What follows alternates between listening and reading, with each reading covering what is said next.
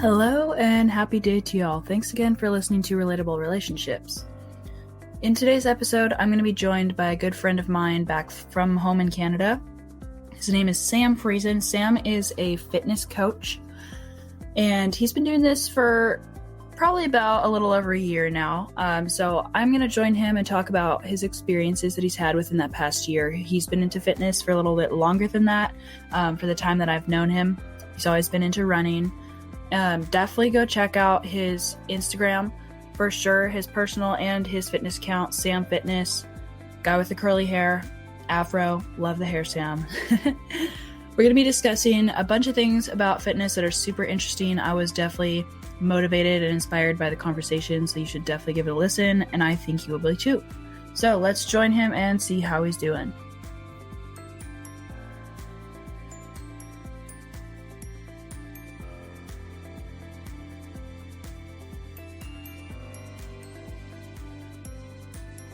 Yo, Madeline. Hey, Sam, how's it going? Doing good. How are you? Good. How'd your video shoot go? Oh, it was so good. It was so fun. That's awesome. Who was doing the shoot for you? So I actually just made a post about it on my story. It's a guy. His company is called Matte Black Media. Okay. It's a guy from Morden. Yeah, he just was offered me to do his free shoot for the month, and oh, so, nice. Like, he just does a thing where he's like, yeah, I do a free shoot every month, kind of just getting out there, kind of just because I enjoy it and everything. He offered it to me this month, and then I was like 100%, made it work this week today. And yeah, it was about 3-ish hours, 2.5 hours. Kind of was accumulation of like home, the gym, and like kind of driving to the gym and everything. Oh, wow. So it'll be super sick. Really excited for it. Yeah, no, super good guy. He's really good at filming. I could tell that. So That's awesome. So, like, what was it? Like, you said a shoot, but, like, what is it for? Like, is it just going about your day, or, like, what's the theme? For the gym. It was for the gym, so it's, like, for my business. Okay, cool. That's awesome, because Yeah, videos can be super expensive. It would be super expensive if he hadn't offered it to me, yeah. Yeah, I bet. I'm thinking if I wanted to hire him for, like, a multi-hour shoot, it'd be multiple hundreds of dollars. I bet. I would not be surprised. Like 100%. Wow, that's super awesome. I'm excited to see it too. Yeah, 100%. I'm super hyped. So that was good. That's why I was a bit late, because I decided while we were shooting, I was like, I need to kind of repay this guy. So we went out and got a snack from Subway. Nice. Afterwards. So Did he drive all the way down from Morden? Yeah, just for the shoot. Yeah. Oh my goodness! Wow, that's really generous. I was like, yeah, I gotta like give something back a little bit. At least, like, Here, let me buy you like an $8 sandwich. Yeah, exactly. Nice. Yeah, that's worth it. I literally said as we were walking out, I'm like, I know this isn't worth it, but thank you. Well, I know this isn't enough. Like, it's not enough, but... That's great. I'm sure he appreciated it, though. Yeah, I would think so. He's a really good guy. He's a nice guy. I'd never met him before, so that was... Nice. But, yeah. Well, good. That sounds fun.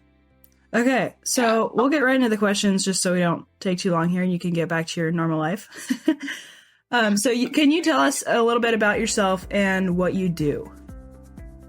All right. So, well, my name is Samuel Friesen. I'm 20 years old and I live in Manitoba, Canada.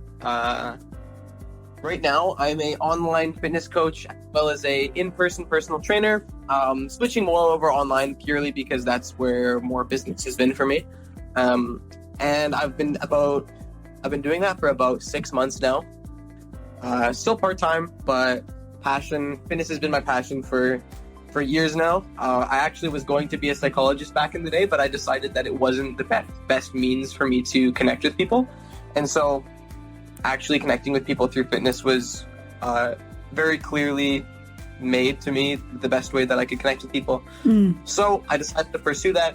I moved to Calgary for a fitness course, took a course there, finished top of my class, came home, and started my own business. And that's kind of what takes me to today. That's pretty much where I'm at. Okay. That actually takes us really well into the next question. So, like, how exactly did you get into personal training and the fitness realm in general, and why did you choose training specifically? Yeah, so I loved working out, and so specifically, I actually have this specific story in which got me into fitness, or at least specifically coaching, because I was in Canmore. I was sitting on the balcony of like a little Airbnb place that I was staying at with my buddy, and he was like, "So Sam, what do you want to do with your life?" He literally asked me that. He was just like straight up, and I'm like, he often asks me deep questions, so I was like kind of thrown. I wasn't super thrown off by it, but I was like, okay. I was like, I have no idea what I want to do with my life, and he was like, "Well, what do you like doing?" I was like, "What do you like doing?" And I'm like, instantly, boom, popped in my head, the gym. And he was like, "Why don't you?" I think he said it funny. He was like, "Why don't you teach people the gym?" And I'm like, "What?" and he was like, "I don't know, like train people or something like that." And I'm like, what an interesting concept. And I'm like, why have I never considered mixing what I love with what I do? And so like right then and there, I searched up personal training online. And so here's the like the caveat of like why it's special that I was in Canmore at the time, because when you search something up online, you get results based on your location. Mm-hmm. And so I got suggested a course in Calgary that was doing an accelerated program on personal training for an ACE certification. And I was like, boom, this is like an accelerated course. It's like a 2-year course put into 4.5 months. Boom, this is crazy. This is perfect. And then I'm like, I'm going to do that course. I told him right then and there. I was the first time I saw it. I saw the ad for it. I'm like, boom, I'm doing this. This is perfect. This is exactly what I need. And then I went home and I told my parents about it. They were like, definitely not. You should definitely do something closer. They weren't like opposed to the concept. They were opposed to the distance. Yeah. And I was like, I searched around Manitoba. Literally nothing even close to the course that was in Calgary. And so I said, cool, I'm going to move. And then I moved. About 3 or 4 months after I graduated, I moved across the country. Went and lived on my own for the first time in a house of with 5 random people I'd never met before. And I lived there for 6 months, finished the course, did really good, came home, and started my business. But really, it was a means of fitness was the best way that I connected with people. And my goal in my life that I decided was that I'm going to change lives. And that is how I did. That's really cool. That sounds actually like fairly similar to my story too, actually, like kind of the same reason. And someone had suggested it, like, wow, like why had I never thought of putting my passion together with like a job? It's just really weird. I feel like it's a common thing that people don't realize. Yeah, I think it's because there's so many jobs out there that you just don't think about that you can actually do to make money.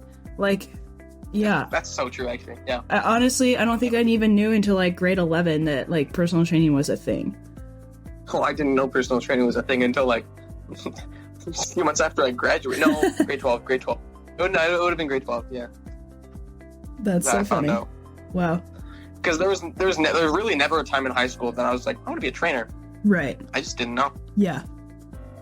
So would you say that is like, or I guess a better question is, how did you figure out that helping people is something that you wanted to do? Because I feel like that also plays into personality traits as well. That's an interesting question. Yeah. How did I decide that I wanted to help people? What a great question. So I would say, in general, that concept kind of came from me being a Christian growing up. The concept of that, just like loving everyone, loving your neighbor as yourself, and that kind of concept. And I'm just kind of like speculating because I don't really know the answer, to be completely honest. Mm-hmm. Because I feel like it was very similar to, I just decided, well, what's the point of life if I'm not positively affecting other people's lives? Right? Like, what am I going to do? Am I just going to live like some sort of selfish life where I'm just stepping over everyone to kind of make my way through? I mean, like, that's a bit of an extreme example, but like still, right? Like, is that what I'm going to do? If not help people, right? So it's like, the different ways that you can benefit and assist other people's lives. Like I remember I wanted to be a video game designer at one point. But that was purely based off of liking video games, not because I wanted to code. Right. Kind of once I learned about how it actually worked, I didn't want to do it anymore. Right. But really it was just me growing up as a person and just growing up, with discipline, habits, mindset, all at the very forefront of my daily life. Trying to be the best person you can be, trying to level up, always trying to grow, never wanting to stay the same. It's like, that definitely pushed me to want to help people, because I knew so many people who just could barely get out of bed because they just had no energy, no meaning, and no anything. And it's like, I never struggled with that, which is it's like dumb to say, and I feel bad saying it because I just didn't struggle with that. I've always felt like I had a purpose. Right. And it's just not something that everyone has. And so I definitely try not to take it for granted, but I do find it hard to relate to people sometimes because of it, because it's like, oh, just find something that you want to do. But it's like, it's just so not that easy. Yep. And so that's kind of why I wanted to do that. And that's kind of how fitness would have been that gateway for me. Yeah, that's really good. I can definitely relate to that. So in that process of like you deciding to become a trainer, just more out of curiosity than anything, but did the financial side like ever cross your mind? I mean, I'm sure it has to some extent for everybody. Like eventually you're going to have to sustain yourself, especially once you move out of the house. Like there's just a lot of costs involved. So, do you mean as in it being expensive to become a trainer, or that it being tough to make a career out of being a trainer? More the second option, because becoming a trainer, I don't think is actually that expensive. No, and because I took an expensive route to be a trainer. Like I paid like a year's worth of tuition to become a trainer, right? Because of my schooling. But like I could have done it for like $100 if I wanted to. Right. I just wouldn't have the knowledge that I have today, but. So it definitely did cross my mind. And the whole time I'm being a trainer, the whole time I was learning to be a trainer at the course, people were telling me it's like most people don't make a lot of money here. Most people quit the industry, right? It's like they're giving you real stats. It's like the average wage, not high, right? The average person, not full time, right? Like it's not easy. It's tough. It's like I said, industry that a lot of people don't stay in. Yeah. And I'm just the kind of person who likes to hear those kinds of things and go, not so. Yeah, you like a challenge. That's exactly what I was about to say. I like a challenge, and it pushes me to make sure that I do accomplish it, because the ceiling, if you do it right in coaching, is really high, right? Yep. In-person personal training, it is really tough to make a full-time living because especially in Manitoba. Your time, there's no people. Yes, yeah. Your time is so valuable, and you're putting a price on 1 hour of time. Yep. Right? That is the actual price of an hour of your time is stupidly high in reality. Yep. If you know your worth and you know a service and then you can offer it, your hourly worth is really high. Your hourly worth is not like $35 an hour, but because that's what you have to charge people, that's the money you make in that hour. And that is not super sustainable unless you're completely full-time, and even then you're now really, really busy because you're working clients all day, 12 hours, because it's like a split shift, because you're never 8 to 5 with different clients, because you can't line everyone up like that. That ain't gonna happen. Yep. Right. Yep. And so for me, it's been a lot of what I've been doing is a split between learning business and learning coaching. Absolutely. In reality, like the first 6 months, the course that I took was me learning how to train, and my last 6 months has been me learning how to be an entrepreneur. That's really good that they include that in the course, because I had a coaching call or a potential coaching call with someone recently, and that's what I told them is I feel like I know the coaching side, like the fitness trainer side, but a lot of trainers just aren't naturally salesperson or salespeople. Like, so, if you don't know how to sell, you can't be a trainer because you won't have any clients. Yeah, absolutely. Yeah, that's it. That's literally it. Like, you have to be a salesperson. That doesn't mean you need to be slimy, right? It doesn't mean you need to be like a scam artist, because being a salesperson isn't outright a negative. You just need to know how to market yourself. Right. You need to know how to show people value. You need to learn how to actually, help people see what their pain point is, what are they struggling with, and realize that, your health is worth investing in. Yep. Right? Yep. Because your health enables you to do everything else. And people don't realize that if you go and, you start taking advantage of your health and start using it wisely and start, bringing it up. Say you're like, maybe you're getting close to being diabetic, right? That probably means a lot of other things aren't going well in your life as well.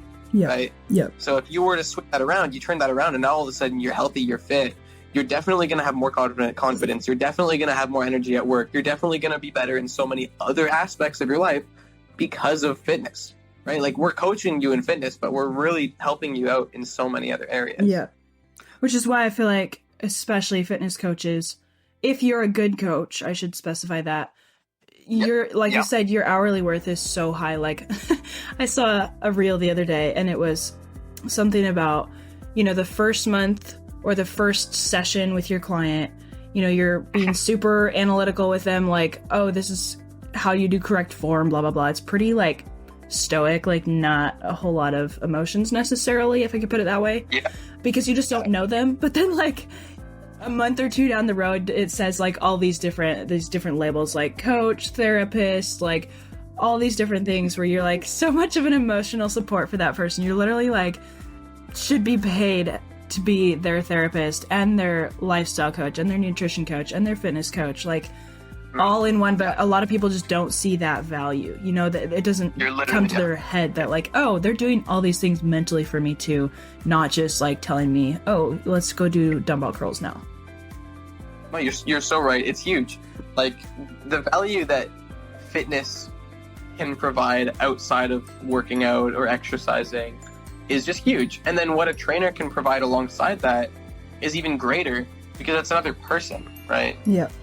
Like, getting someone to build a vent to is a byproduct of a in-person coach that you don't think about. Right. Definitely. Right? Like, I have a client who struggles a lot with an all or nothing mentality, right? That's something that I learned during training them, right, in person. And, right, like, I didn't know that they were like that beforehand and whatnot. I had no idea. I learned that from coaching them. Mm-hmm. And they learned that from coaching them. And that's something that we've worked on throughout our sessions. So, like, during the rest time in between our exercises, we're sometimes chatting about his mentality, right? It's like, I see you go into the set with this mindset, but, like, in reality, I want you to kind of think of it this way. And then once we switched his thinking during his sets, that literally just changed his thinking in his day. Wow, that's crazy. Right? Because his mindset in the gym is associated with, like, if you're a negative person, you're going to be negative in the gym. Right. But if you teach yourself to be positive at the gym, well, then you might even just become a little bit more positive in your day. Right. Right? Yep. It's hard to switch the different mindsets through, like you said, you can't really have one personality in the gym and one personality outside. Like, everybody's pretty straight through. Yeah. That's really interesting. So you, as a coach, obviously spend a lot of time, like, helping people in general, whatever that looks like for you. Would you say that coaching has made you a better person, or has it helped you with anything in particular? The biggest thing coaching has done for me is has made the majority of my encounters with people about business. So becoming a coach and becoming, getting into my own business. So I'll relate that to, I had a video shoot today, and after the video shoot, we went and had a bit of food together, and we chatted about business and fitness the entire time. Nice. And I can thank all of that to the fact that I do it every day because it's my job and my passion. Yeah. Right. It has made me a better person in ways that it has made me not a certain other type of person, in that it keeps me from so many negative things.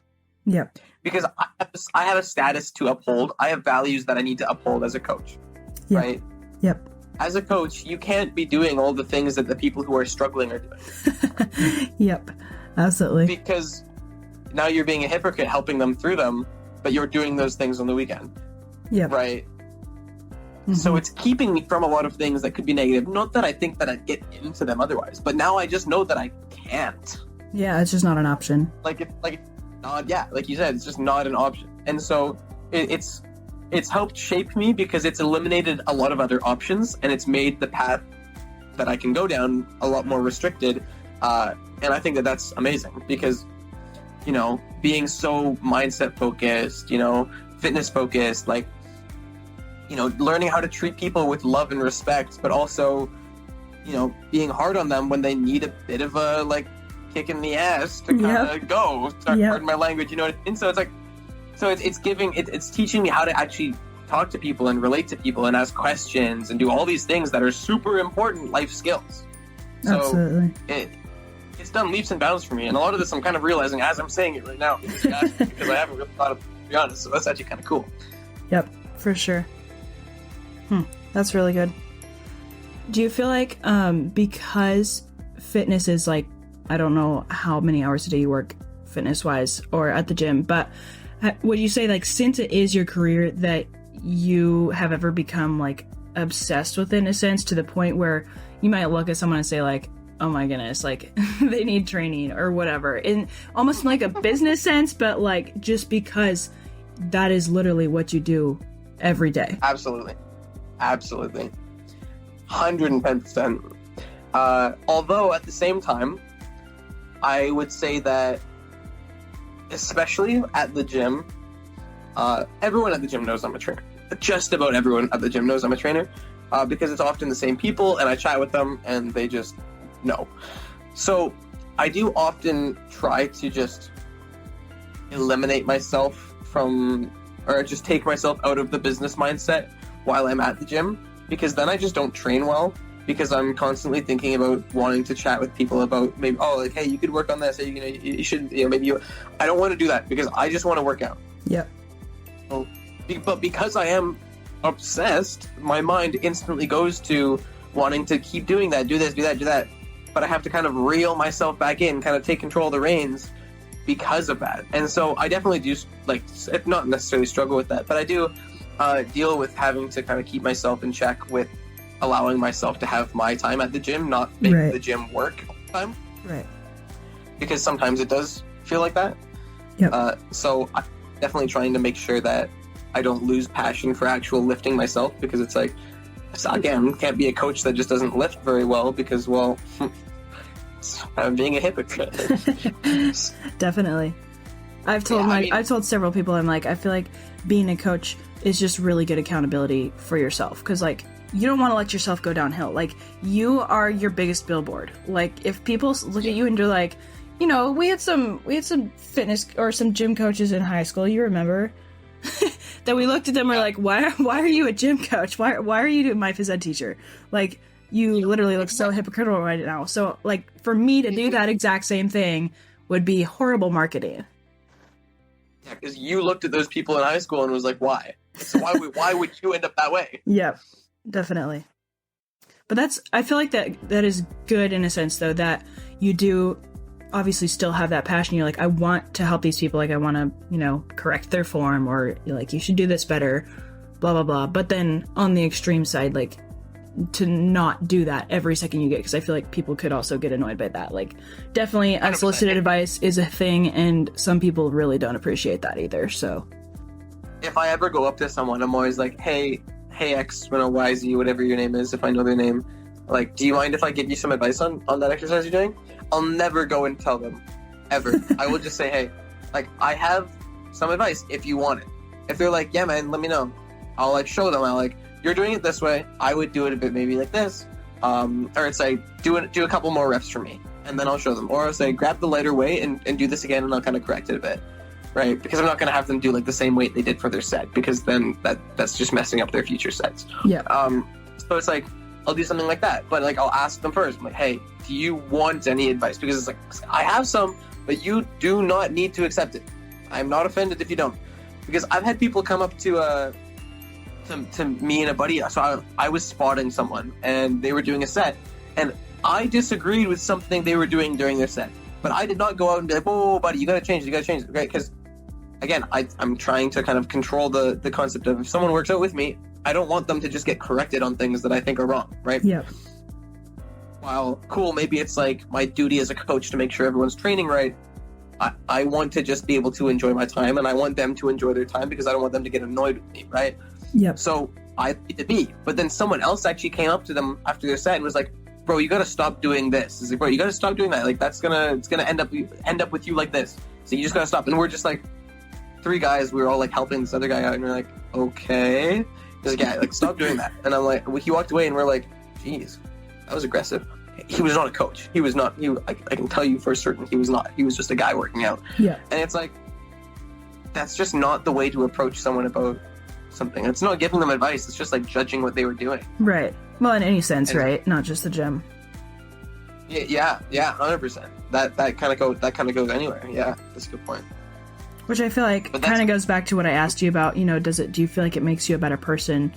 And that aspect of like, well, that's just not how you treat anybody in general. Like, you have to figure out how to approach people. You have to figure out, like you said, how to give them a little bit of tough love when they need it, because you don't want to see them get hurt. But just in general, how to conversate with people without making them upset, because it's really easy to do in the gym for some reason, especially if you got no part in because you're a guy, but a lot of guys with ego lifting, and you try to go up and give them advice because you're like, bro, like, that weighs way too heavy. Like, I really don't want to see you, like, crack your back right now. To approach people like that is super important. Sorry, go for it. Do you find that as a female, if you go up to male lifters, do they kind of shun you off a bit more because there's like, I can lift more than you? Does that happen? I haven't gone up to enough. I haven't seen enough guys like ego lift, I guess, and gone up to them, because like, I just already know a lot of people just don't appreciate that in general, and I feel like I can't answer your question honestly because I haven't had enough experience with it, but I feel like if I was to do that, for one, I'm a girl, I feel like they just respect it from a guy a lot more. So I kind of get that feeling of the question you're asking, that they wouldn't, not necessarily push me off. It definitely depends on the guy, because there's some that 100%. I feel like just aren't, they're already not shy, but just like not, kind of awkward around girls anyways. And so either they'll just kind of like, take what you say and just not really listen to it at all, but like they're too embarrassed to actually say something. Or you have the other side where it's like, oh yeah, like, thanks for the advice. Like, there's definitely some guys I feel like that would be towards that end, but sometimes it's a little hard to judge if you don't know them. Thanks for the advice does next set exactly the same. Yeah, exactly.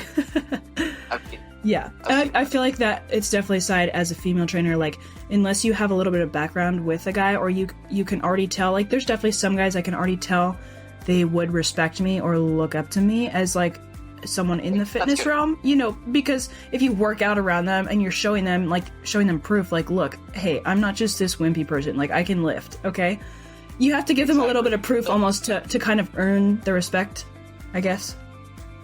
Yeah, interesting. That is interesting. Yeah, that's just something, yeah. But that's more with the younger generation. Like, older ones, I don't know, a lot of them have been doing it for so long. Like, I had a guy early on, he's probably like late 40s, Hispanic dude, and he actually, he admitted, he's like, I don't know that all of my form is right, like, can you help me with this? We didn't ever end up scheduling anything, but, like, he came to me with that attitude of, like, hey, look, I don't know what I'm doing. I don't necessarily tell people my age right off the bat. I just kind of let them assume. And then I might ask them later on if they're training with me.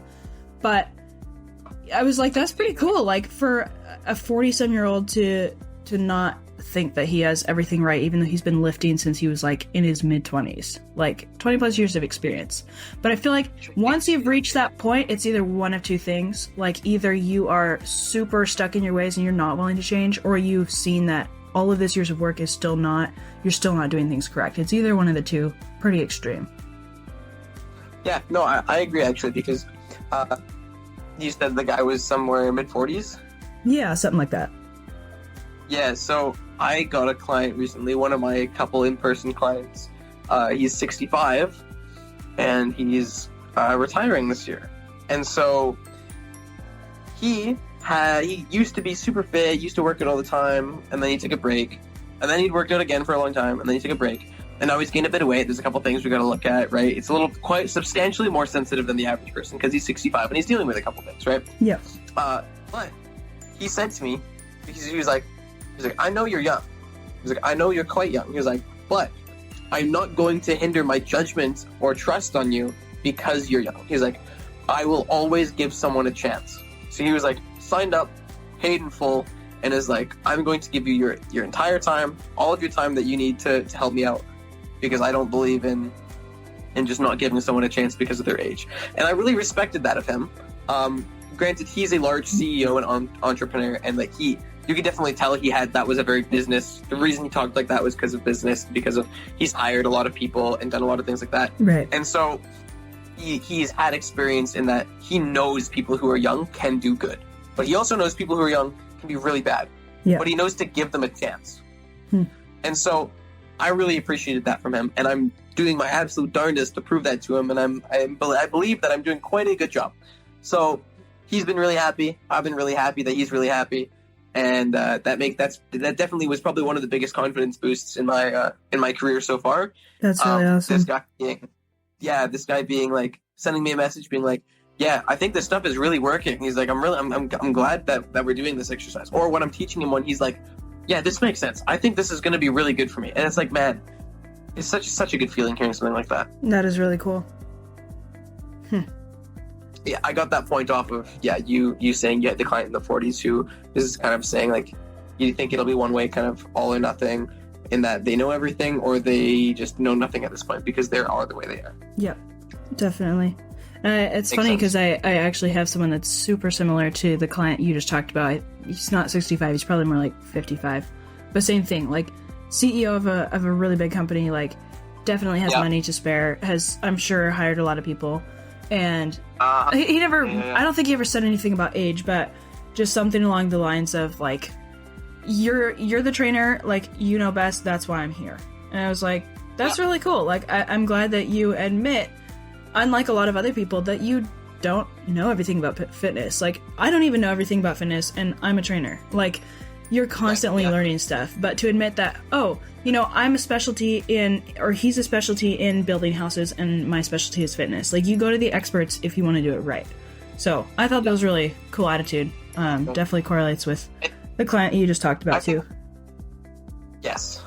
I think more people should have that attitude because I think it allows for more opportunity from everyone. Absolutely. For sure. Okay, well, that was mostly the business side of things. So flipping it a little bit to more the personal, like, client side, what is the number one thing that you see in clients that leads to either success or failure in a routine or a program? Well, okay. Would you say is adherence a good answer to that question? I would say anything that is on the client side. So not you as a trainer, like, what is something that clients do that causes them, like, what's a really common thing, whether it's like accountability, like they don't show up, whether it's adherence to the program, whether it's like their nutrition is off all the time at home, or, it could be a variety of different things. But what do you see most as a trainer? That makes them succeed, right? That's good. Yeah. Yeah. Biggest thing that makes them succeed, is just all of my clients who have seen the most progress are clients that just did consistently what I told them to do. Like, it's really simple because I don't like to complicate things with my clients. One big thing I'm on is like simply lifting. Like, we don't overcomplicate this stuff. I'm not gonna start talking to you about, medial, lateral, whatever. Like, I'm not gonna start talking about your posterior, upper, whatever. It's just, you do this like this, and this is the result you get. And you do it, and then, we gauge, we check to see if there's results. If there isn't, we change something, and it's just simple. It's a simple step process where there's really good communication, right? Like, that's a huge step. Really good communication, big step. And then it's just them doing the things that I want. That's when people have just seen the most progress. When I see a client that isn't doing super well, it's because they're not on it. They're just not consistent. They're not sending as many messages. They're a bit they're a bit more taken back. They're a bit laid back, a little more casual, and you just don't see it at that point. Right. So would you say consistency is the biggest thing? Down, it's consistency on the client side. Yeah. Okay. But it's also consistency and active engagement, kind of to add to it. Okay. Yeah, I think that makes sense. Kind of like taking advantage of the coach, really. Right. Not just like, oh yeah, that was cool. Like, now I'm just gonna think about it instead of do it. like I want my client to be talking to me, telling me how they feel, telling me what's going on, right? Because that's when I can actually help them the most. So I want them to take advantage of that. For sure. So on the flip side, would you say, because that's why I asked, like, the one thing that leads to either success or failure, if they do that, they'll find success, and if they don't, it usually leads to failure. Yeah. Yeah, because if you can't, if you can't commit to a program, when you can't commit to a program purely from the client side, like, oh, no, I'm just too busy. No, I'm this, no, I'm that. Yep. It's like, it's just in everything. It's like, if you don't give it time, you shouldn't expect to see results in it, right? Yep, for sure. I usually tell my clients, I'm like, you got to stick with this for at least a month. Like, if you're going to commit to it or not, you have to commit to it for at least a month to see anything. Like, week or two, you're just going to be sore. You're not really going to see anything at all. And it takes 30 days to build a habit, right? Or some people might disagree on that. I don't know. Maybe 21 days. I've seen 21 to 28. Okay. So it's like, some people say 21, some people say 28. It kind of depends. Depends on you as a person, too. Yep. A month is definitely the right answer. Because like, the longer the better, right? Like, for why sure. would you kind of just like, a habit after 21? No, it's a habit after 2 months. Because why would you call it shorter, right? Yeah, for sure. I was gonna say something else. I was gonna say something, I don't remember. So, anyways, you can continue. Would you say? I'm not gonna try. Yeah, let me just give you 5 minutes of silence and see if you remember that. Just throw that in the middle of the podcast. I think that'd be a good idea. Yeah. You'll all the listeners on board for that whole 5. Yeah, for sure. Yeah. Okay. So when a client comes to you, like we were just talking about the success or failure, do you find it difficult, or have you ever experienced, I guess would be the first question, if someone is not great at communicating? Like, how do you deal with that as a coach? Because some people, they, at least in my experience, they just come in and they just kind of want to do their workout, be told what to do, and they're just not huge talkers. Like, you ask them a question like, oh, do you remember how to do this? Yep, I got it. Okay, good to know. You're not gonna add anything to that? Like, you weren't sore last week at all? Like, they just don't seem to want to talk. So have you experienced that as a coach, and how do you deal with that? So the biggest thing that I've done in those scenarios is I start to use my words wisely. I'm naturally really good at talking too much and over-explaining things to the point where it becomes slightly confusing. And so with clients like that, I will start talking less, and I will start doing more visual cues. I'll start, potentially, if I see something potentially wrong, I'll actually use my hand. It's more so in person. I'll use like my hands to actually move something or feel something a little bit better to get them to feel it. Because if they're not going to talk, they need another means to actually understand what's going on. And so if me telling them and explaining to them isn't going to do it, and if I'm not going to get much answers from them out of actual just, regular general communication, I have to try to find answers through other means. And so, if I want to find out they're sore, right, I'm going to try to test them, put them through other things to see if, if they can actually see or feel something from them. If they feel it right during, they might have a better chance of telling me something, giving me some information. Yeah. And it's also just on top of that, asking the right questions at the right time and, really boiling down what you need to know. Yeah, for sure. That makes sense. That's what I could sum it down to in a couple of pieces. But I mean, there's always more to that because it's like, to everything I can say, to every question you have, I could say it depends. I'm really good at saying that too, as my husband. Totally understand. Yeah, if you look at fitness, it's just a whole bunch of it depends, because people like to put a lot of labels on things, like this is the best, this is the best, this is the best. Oh yeah. Where I understand you are, because from a business perspective, that's what gets people to watch. So I understand it, but it's just not, right? Like that's why coaching is just so much better than any other means of progressing, besides, you knowing yourself best, is that you have someone who's going to make decisions based on you as a person. Adapt to you, yeah. You move different than the guy next to you, you move different than the girl next to you, and you need some specific training that might not be exactly the same. So, it depends is just always a good answer. It's a really good answer. I agree. For sure. What would you say? Best, sorry, go ahead. It depends is best when used with a nice extensive answer to someone's specific situation afterwards. Oh yeah. Right? Yeah. Like it depends, but you go in depth about someone that you talk about the person that you're talking to. Yes, I say that all the time. I'm glad I found someone who agrees with me. Yeah, I agree. It depends, but I agree. It depends, but I agree too. For sure. Yeah, okay. Moving on. What is the number one reason that you think people come to you for help? I mean, obviously you could say, oh, for help in fitness, but like, be a little more specific. No, don't worry. I wasn't going to say that. Okay, good. good. Don't worry. It's a great question. I would say I'm quite good at building trust with people. So I would say, the majority of my clients online have come from Instagram.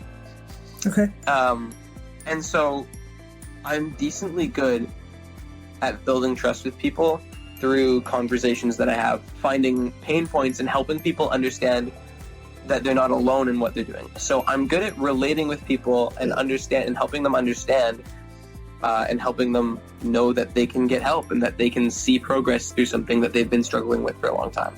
So that has really helped me build trust with people and have them choose me as a coach.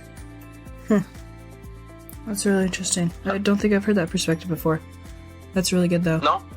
I've heard people talk about it like on, in like some social media courses or whatever that I've listened to, or videos or whatever, that like one of the number one things you should do, especially if you're going to do online stuff, is like build trust with people. Like if they never see your face, like that's going to be hard to trust already, because you're like, well, who am I actually talking to? So I've heard it in theory. I just haven't heard it from like a coach necessarily. Oh, if that makes sense. Yeah, okay. So I'm curious, what would be your answer to that question? Because it wouldn't be my answer, that means, right? Right. Theoretically. Yeah. What is the number one reason people come to me for help? I feel like in a sense, I guess it could be similar, but I think the thrust of my question is more like, why do they feel like they need help? Does that make sense? Yeah, that makes sense. Yeah. So in answer to that question, so like for most of my clients, a large part is just accountability, and they don't want to have to think about what they have to do.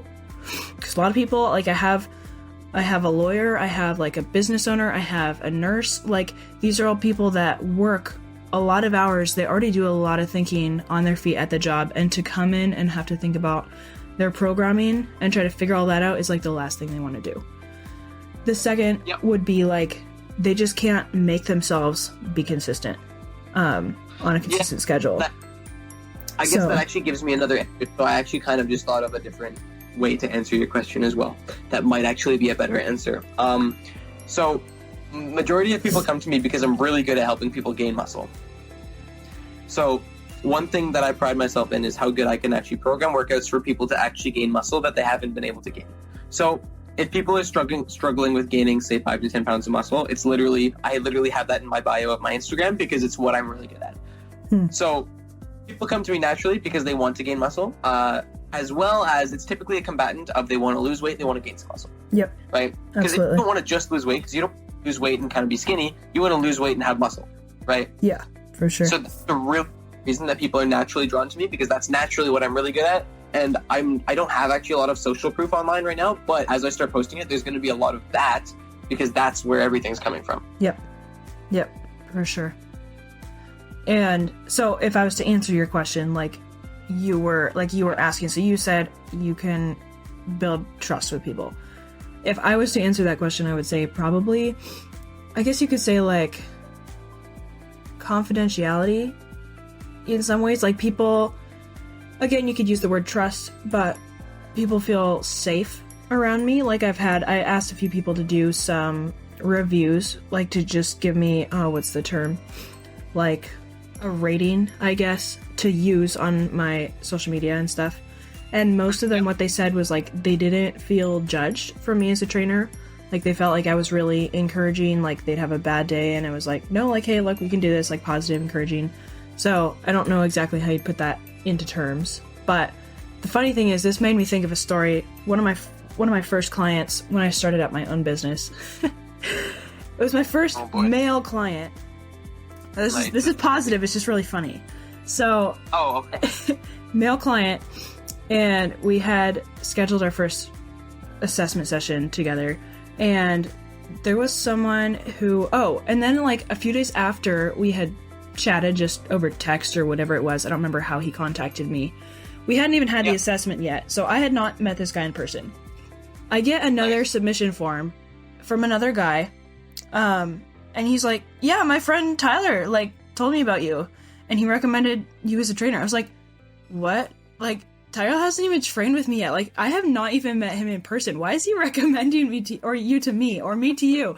Like, I have never heard of this in my life, but you know what? That's cool. I'll take it. So, I don't know what from our conversation, like, made Tyler want to, like, I don't know, recommend me as a trainer, but I just thought that was really interesting. Like, yeah, like... You must have been exciting him and getting him excited to work out and getting him happy that, giving him belief that he can make progress.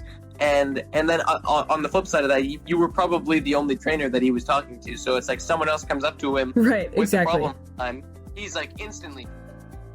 I tend to think a little more on that side. Like, I was the only trainer. He's like, oh, well, this is the person I'm training with. Like, you might as well. But anyways, I just thought that was really funny. But a few months later, I had already, like, trained Tyler, like, got him going into the gym. And he sent me another referral. And I was like, hey, dude, like, I sent him a message, like, hey, thanks for, like, referring me to people, or people to me. Like, so far that's 2 on your list. Like, that's pretty good. And he's like, well, I only refer the best. So after experience, is like, okay, well, I guess your referral did pay off. Like, you could have been recommending a really bad trainer. Thank goodness you weren't. But it could have turned out really badly. So, anyways, that was just really interesting to me. I don't know that I could do that. Recommend someone that I haven't met yet. But he did. You can hype him up enough. You never know. Yeah, there you go. Hype you up enough. You never know. Okay, moving on to the next question. What would you tell someone who is trying to get back into working out? Like, just to being consistent, like finding a schedule. A lot of people, you hear that term a lot, I'm sure. Like, I'm just trying to get back into working out. What would you tell them? So I would tell them to look at 2 things, optimism and passion. So if they've been inconsistent, that means that they're either really busy or they aren't loving what they're doing or what they were doing in the gym at the time, and that because of that, they couldn't do it. So what I would want to look at right away is their mentality and give them and teach them how to have the self-belief that they can actually find time to do something that's important to them and make it happen and enjoy it. And then I'd look at passion, which is just like, let's have them do what they like doing. So really, those are the 2 things I'd focus on, because I'd want them to know that they can be consistent, they can do it, because they probably have the mentality that they can't, because they haven't, right? So I want to give them that ideal shift of the mindset that actually shows that they can do that. And then, giving them something that they can do that they'll do forever because it's actually something they enjoy doing. So finding something that's more sustainable, like, that they can make a part of their lifestyle, right? 100%, yeah. And I was going to add to that, a little bit of that is going to be stuff that they don't like doing, because, like, if they have to lose weight, I'm sure they're not going to love that process. But, like, to some extent, you incorporate things that they actually do enjoy doing and can be excited for. Yep, for sure. So, to tag along with that question, and I mentioned lifestyle, what would you tell someone who wants to find a better lifestyle for themselves and not just, like, get back into working out? Well, that would depend on what their lifestyle is like currently, because better than what their lifestyle is currently could be very small changes or very big changes. That makes sense. You know what I mean? Yeah, for sure. So let's say in, like, this scenario where someone is just, working an 8-to-5 job. They are inconsistently working out, but still getting into the gym. They maybe, like, go out to eat, go out to drink a few times during the weekend. And they're just, like, not happy with themselves, like, a little bit overweight. And they know they're not quite doing things right, but it's not just, like, the gym aspect. Like, obviously, nutrition plays a huge aspect, and I like to tag those 2 things into lifestyle. Nutrition and fitness, you have to have them together. Like, 80% nutrition, 20% fitness, whatever percentages you want to use, they're both, like, super important. So what would you tell someone for both those aspects that ultimately bring into the whole lifestyle aspect? So I'd actually give a part similar answer to before, as I'd look at their mindset, right? Because like mindset is a big key, and I think that plays a huge role. As well as that, I'd want to look at, lifestyle wise, like how do they feel, right? Like how does their body feel on a day to day, right? Like do they have like a bunch of stiffness, a bunch of pain, right? Like I'd want to look at that, because that's not something that's corrected just in the gym, right? That's something that's looked at and that's worked on every day at home. Right. It's like you have to figure out how, because typically, chances are if they're just like an 8 to 5, they're this, they're that, they don't want to get jacked, they don't want to get big, they just want to feel better. They want to feel better, they want to feel good, and they want to just enjoy life.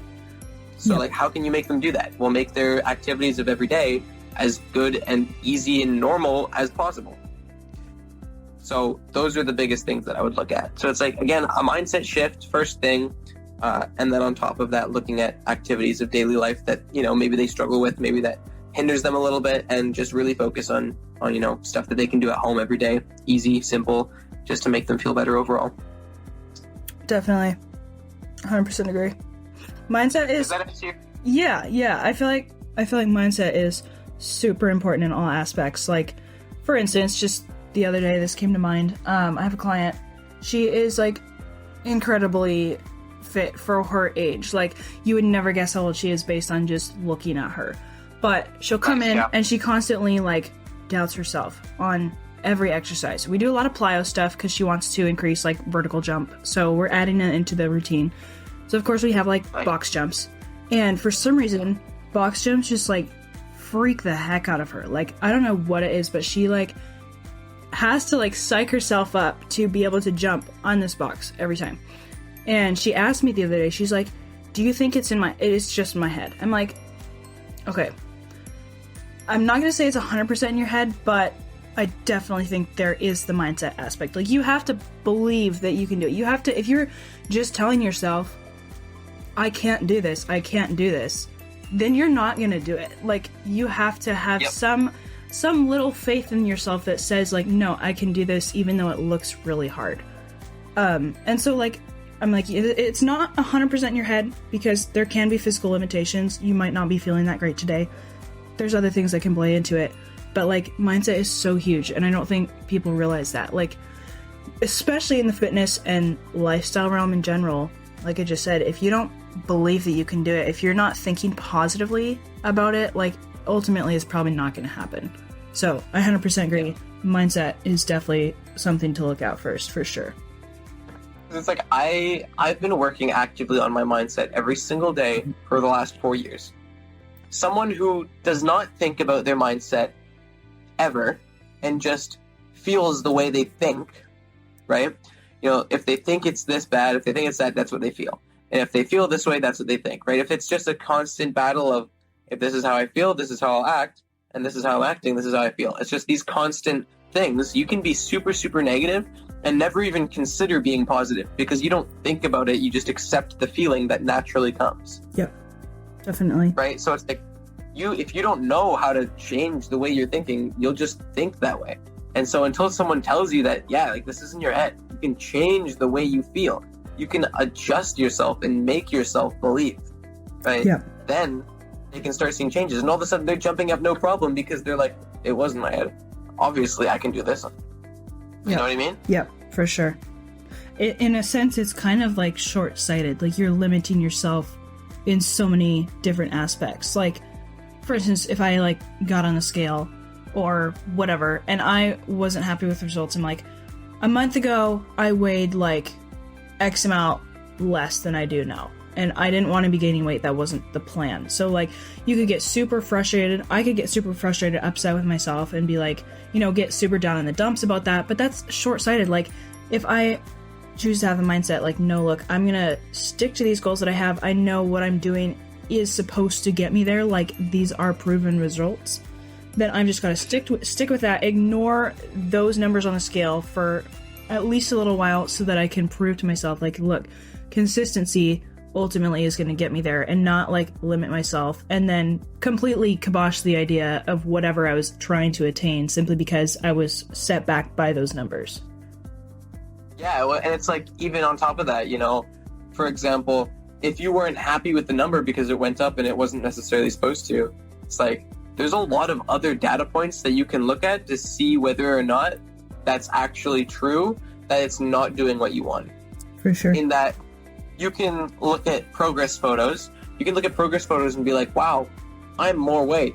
I'm higher weight than I had at X amount of time in the past. But looking at these photos back and forth, I have no more fat. I actually have more muscle than before. So I'm heavier, but like, I look better. Yep. Another day, right? You have to look at different intervals. You have to look at different variables so that you can understand, right? There's measurements. There's a bunch of different things that you can do to help you realize whether or not you're actually on a genuine pace to do what you want to do or not, or to achieve what you want to achieve or not. Yep, definitely. And then on top of, I feel like you said, just making sure that you're sticking with it, making sure that if one little thing goes wrong, it doesn't just halt and stop everything, because if that's how you reacted to life, well, then you wouldn't go anywhere. Yep, very true. For sure. So, after all that, how would you describe your lifestyle? And do you have aspirations for this to change? Or why do you think this lifestyle for you is beneficial? Lifestyle, would that include like what I do as my job then? Sure, you can characterize it however you want. Yeah, so I mean, my lifestyle right now is very chaotic, as every day, pretty much I'm doing a different job. I coach majority of the week, but then I also have 2 other jobs that I do on the side. And so what I'm doing right now is not the way my life is going to stay, right? So I'm super busy. I'm not going to get less busy, but I'm going to get more busy with my business. And coaching is going to stay. I'm 100% always going to be a coach, whether or not that looks like me coaching clients or coaching trainers, or however that translates into through my business as time goes on. I'm not entirely sure, but I will always stay in the fitness industry. I can pretty much guarantee that.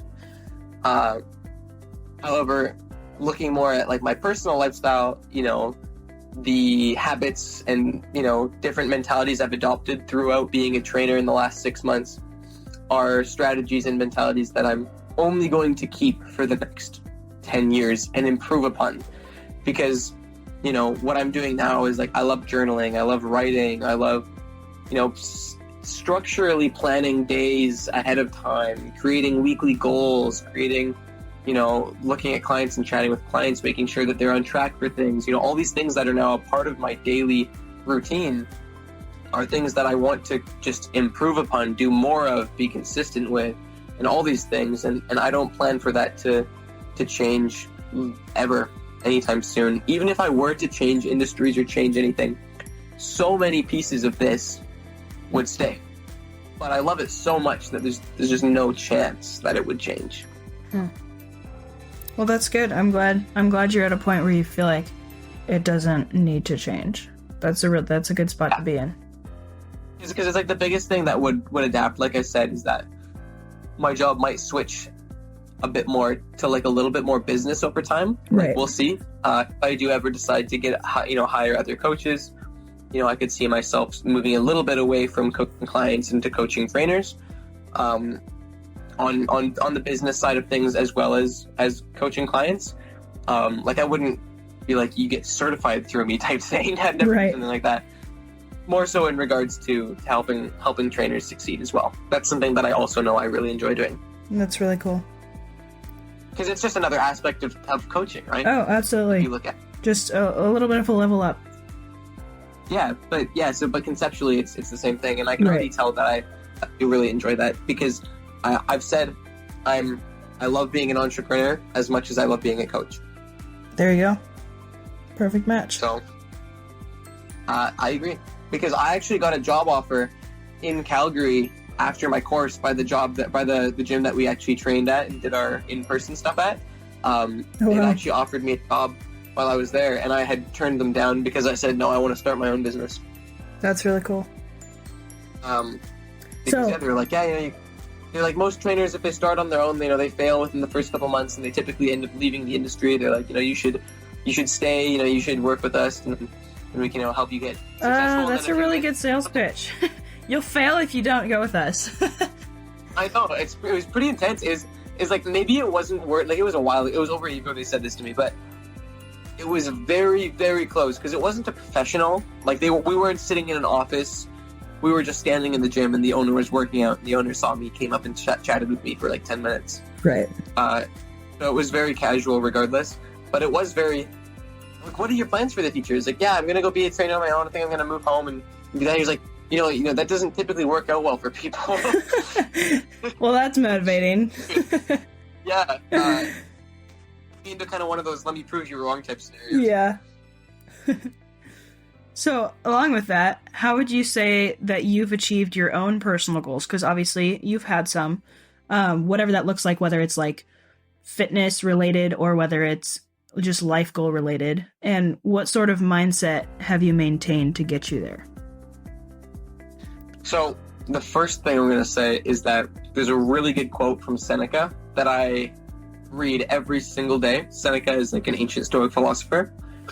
And I have it beside me on my vision board, and I read it every day, and it says this, we are more often frightened than hurt, and we suffer more in imagination than in reality. And so I struggle big with overthinking with any goal that I set, be it business, lifestyle, and every single time, for 95% of my worries and anxieties, I can read that quote and say, yep, that's true. Yep, that fits, because I suffer so much more in my imagination than in reality, because in reality, my business is doing great. In reality, my fitness goals are getting accomplished, but in my head, one little thing goes bad and I question the whole thing. Yep. One little thing goes wrong and I question the whole thing. But every day I can read that quote. Every day I can read my affirmations. Every day I can look in my notes and see myself being happy when I succeed. I can see all the good things I've done. I can see and I can review it, and I can make sure that I know that it's always happening. And on top of it is just a relentless work ethic to everything, to business, personal, and fitness. And it's another thing I have on my fitness goals is the word relentless, and I have the actual definition of it, which is oppressively constant, incessant, because it's just, you are oppressively constant on your goal. You want it so bad that you would rather die than not have it. Because for me, I would rather be just not doing anything at all than to be, wait, does that make sense? I would rather be working, I'm going to rephrase that. I would rather be working 18 hours a day on my business and making it successful, if that meant that it was going to be successful, than working 8 hours somewhere else. Because if I had to commit 18 hours to guarantee that it was successful, I would do it. Because if I knew that was going to guarantee success, that's so worth it to me, more than having time to do other things. For sure. It just means that much to me. Yep. That makes sense. That's really good. Relentless. I like that. Very cool. There's a reason that my own podcast is called Ramble Chat, because I do just that everywhere. No, that's perfect. We get a lot of info, so it's awesome. That made sense, but I don't know how much that made sense. I had to change. No, I think it makes sense. Yep, for sure. I definitely got that. Very cool. So, with that, where do you see yourself in the next 3 to 5 years? I think about this often. Good. 3 to 5 years. I can imagine myself living across in a different country. To be honest with you. Okay. Living somewhere else. On my business, 100% in my business. Obviously, being a full-time coach, most likely online. Yeah, I was gonna say, like, would you do that online or in person? Changing countries could be interesting with that. Definitely online. And being online, ideally, 3 to 5 years, I'd like to have a team of at least 5 trainers. Okay. I'm training with them or not. I don't know. I would like to at least always have a few clients because I just love it. But I'd also like to have expanded my business in a lot of ways. Like I'd like to have a clothing brand. I'd like to be partnered with potentially some supplement companies, et cetera, maybe even start my own, but that would be a very extensive venture. Right. That would require me utilizing a bunch of other people / companies to create things, because I wouldn't obviously be able to create something like that. But it is really 3 to 5 years is expanding my brand and expanding my network, meeting people, having fun along the way. But I mean, to be honest, I gain the most satisfaction and comfort through working on my business in a weird way. For example, a couple weekends ago, I spent the entire weekend away, and by the end of the weekend, I was stressing about my business because I hadn't done anything with it. I totally get that, though. I do understand that.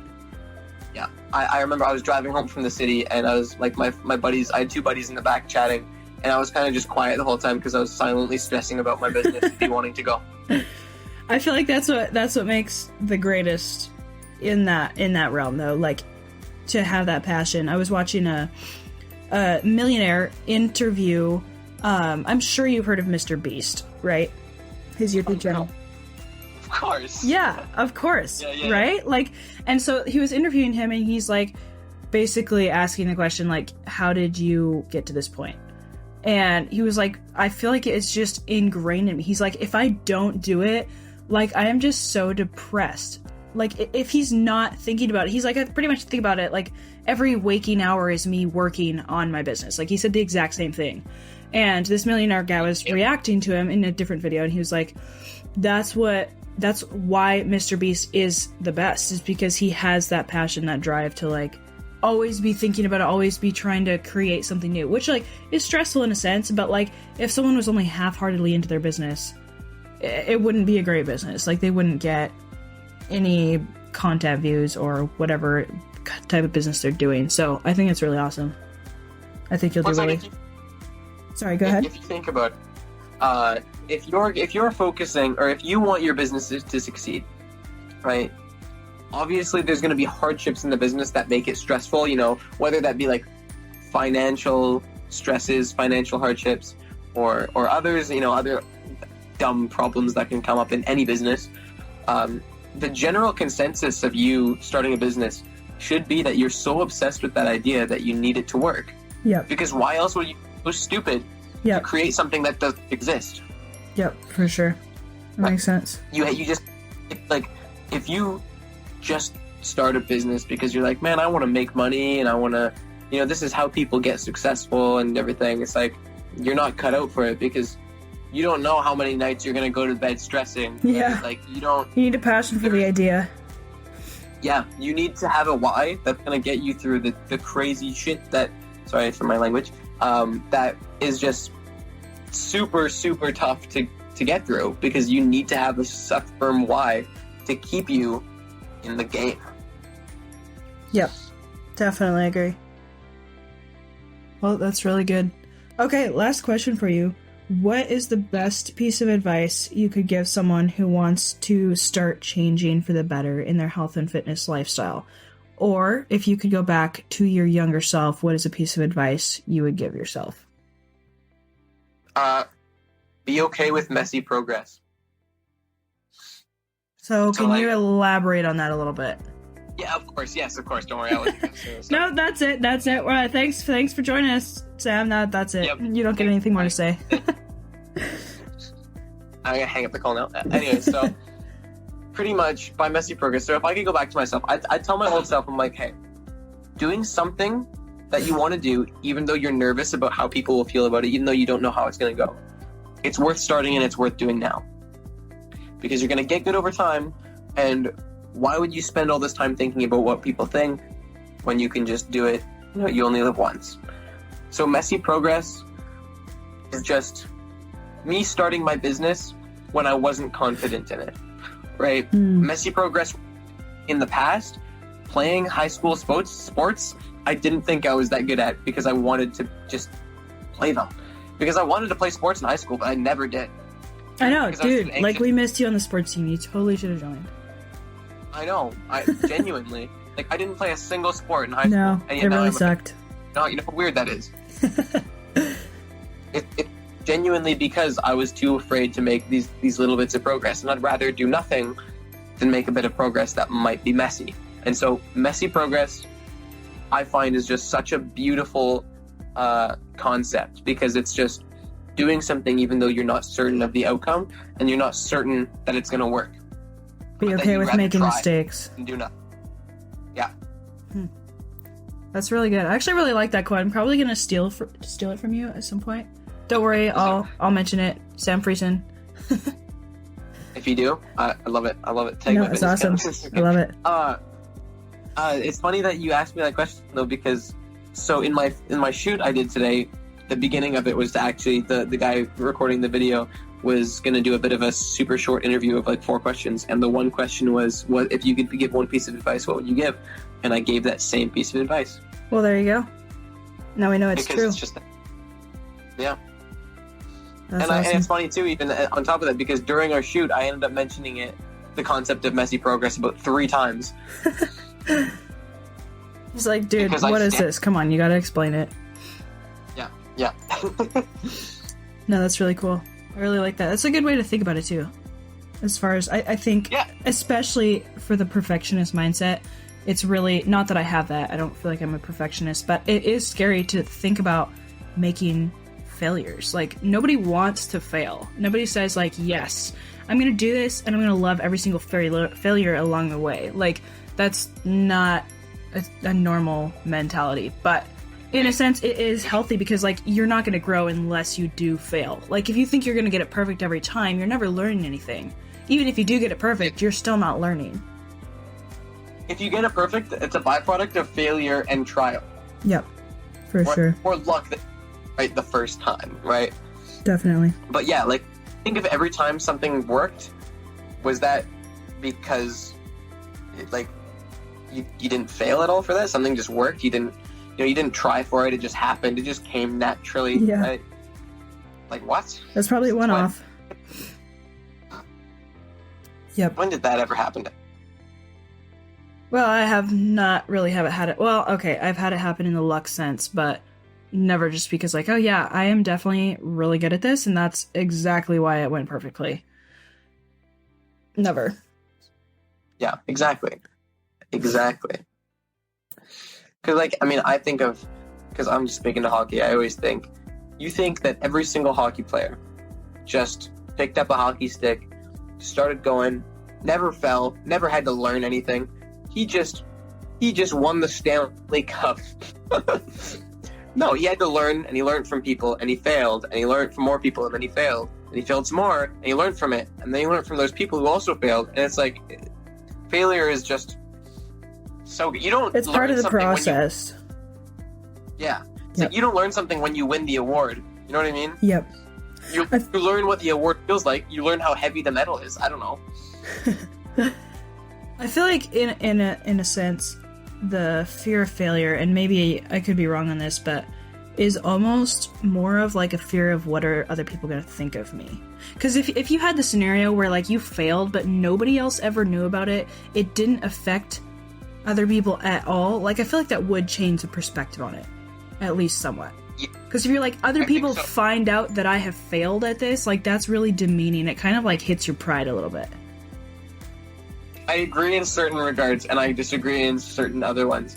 I disagree in regards to my business, whereas if I have a call where I'm trying to sign a client and they don't decide to sign on, I feel like I've failed.